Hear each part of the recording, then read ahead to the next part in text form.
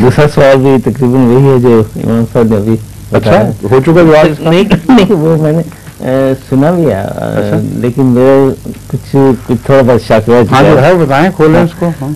मरने के बाद रूह खुदा ताला के हुजूर में हाजिर होती है और उसके बाद आलम बरज़ख की हकीकत क्या है? यानी यही तो बता चुका हूँ मैं पूरी बात कि ये बात जो मैं पहले खोल चुका हूँ जी। आपको भी यही हदायत है कि आप इमाम साहब से राब्ता करके जी वो ऑडियो वीडियो देखें जी।